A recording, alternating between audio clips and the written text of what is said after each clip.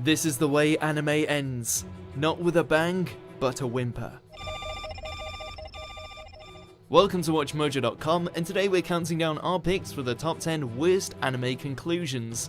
Before we begin, we publish new videos every day, so be sure to subscribe for more great content.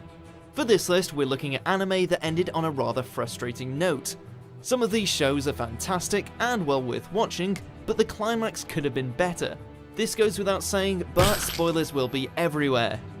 Number 10, Big Order. Order users possess a special power that allows their wishes to be realized. Unsurprisingly, giving this type of ability to an obnoxious student leads to the Great Destruction and countless dead people. But wait, it was his sister who done it all along. What a twist. Now, Big Order is a pretty far-fetched show, hence ladies getting pregnant from having their ears fondled, but the ending is infuriating nonetheless.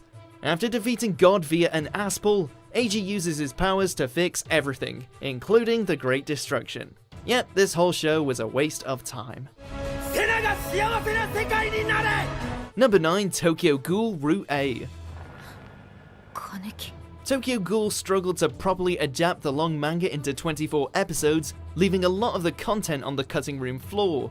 Despite having such limited space, the finale wastes substantial amounts of time showing characters dicking around instead of providing closure. It ends with Kaneki carrying Hide's body in his arms before coming face to face with Arima, and then they cut. No final battle, none of the awesome stuff that happened in the manga, and it really makes you wonder why they deviated from the plot just to arrive at a watered down version of the same conclusion.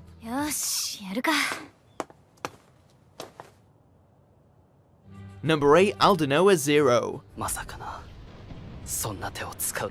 Aldnoah.Zero set itself up with several things that needed to be sorted out by its conclusion. First of all, how are we going to solve the conflict between the Verse Empire and the Earth Union? Second, how's Slane going to finally redeem himself? And third, and obviously most importantly, how will the love triangle work out? Well, the show managed to bugger up all three things. The war just seems to fizzle out, Slane gets his ass handed to him and locked away in jail, and instead of any of the lads ending up with the princess, some character no one gives a shit about does. Why they gotta do my boy Slane like this?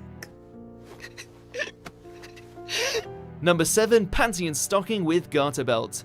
Don't you remember? I'm a re-virgin. Unless a second season is finally created, Panty and Stocking still deserves a place on this list. The series had its ups and downs, but you could always count on the Fallen Angel sisters to kick serious amounts of demon hiney. So, after stopping the evil corset from unlocking Hell's Gate, what happens? An after-credits scene reveals Stocking was actually a demon all along, for some reason. As a follow-up is still yet to happen, this out-of-nowhere plot twist made absolutely no sense and ended an otherwise decent show on a sour note. Go! Follow the Panty path! Brief and Chuck, be on your way! Number 6, Future Diary. Wow. Kinda sucks to see yourself like this. From the same mind that gave birth to Big Order, Future Diary stands as his insane magnum opus. Yuki is a spineless loner who owns a diary that predicts the future and gets thrown into a battle royale against 11 other people, eventually winning and getting elevated to the status of a god. Let me save you. While this sounds cool in theory, the anime spirals out of control towards the end, introducing time travel and alternate dimensions. I've heard it all before, Murmur. Let it go. Sure, the OVA redial tided us over a little bit, but as for the TV series ending, the whole thing was just overly convoluted and didn't satisfy on most fronts. Yeah, it's just whatever. Number 5, Soul Eater. Welcome to harsh reality, children. There are no surprises here. A powerful demon who just happens to be the son of death is apparently no match for a good dose of courage. Soul Eater is a fantastic anime for about 99% of its run, with the ending serving as the exception. That position suits a little weakling like you. Known for its creative action sequences and colourful cast, Soul Eater constantly declares the importance of teamwork. So why is the final boss defeated by a single unarmed character? I will defeat you!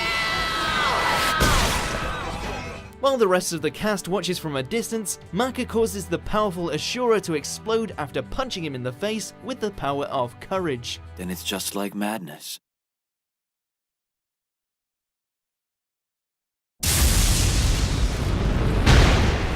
Number 4, Oreimo. Okay, we've given this show way too much grief lately, so let's break it down real quick. These two are siblings. Alright, let's move on. Number 3, Mobile Suit Gundam 00, Awakening of the Trailblazer. Season 1 ending, perfect. Season 2 ending, satisfying. The movie finale, bad. なんてことなの? Everyone was hesitant when hearing that aliens were being introduced into the franchise for this film, so in order to silence the critics, Sunrise really had to knock this one out of the park. They didn't. The whole thing feels completely out of place, with weird storytelling decisions and series favourites being killed off for absolutely no reason. Worst of all, the flowery ending is played completely straight, as the two warring species realise this was simply a misunderstanding and decide to work together to achieve peace. Piss off. たったそれだけのことで世界は一つになるのね。 Number 2, Mars of Destruction. The anime that's so bad, it's still bad. The practically nonsensical plot follows Takeru, who is the only person capable of wearing a combat suit to defend Earth from a Martian invasion. While the stiff animation and lifeless characters make Mars of Destruction a long sit, the hilarious ending takes the cake. A huge plot twist reveals that the Earthlings were the real aliens all along. Centuries ago, the Martians conquered Earth, forcing the remaining survivors to seek refuge in space. Again, piss off. この星を侵略したのは貴様たちなのだ。俺たちこそ地球人。 Number 1, Digimon Adventure 02. We did it! We destroyed him! Epilogues work better in theory than in practice, and Digimon serves as the perfect example. After defeating Malomyotismon, the story flash forwards to the year 2027 and shows what became of the Digidestined. Hey everybody, look, it's TK! Hello! Over those 20 odd years, the digital and real world learn to coexist and everyone now has a Digimon, which kind of ruins the appeal of being a chosen child. The heroes grow up to follow completely mismatching career paths, like Sora becoming a fashion designer. Sora and Biyomon are fashion designers. Biyomon says their new line is just to die for. Also, aside from Matt, Sora, Ken, and Yoli, all the Digidestined get married to nobodies, meaning TK and Kari didn't end up together, which we can all admit is bullshit. So you can see we're still having adventures. They're just a little different than the ones we used to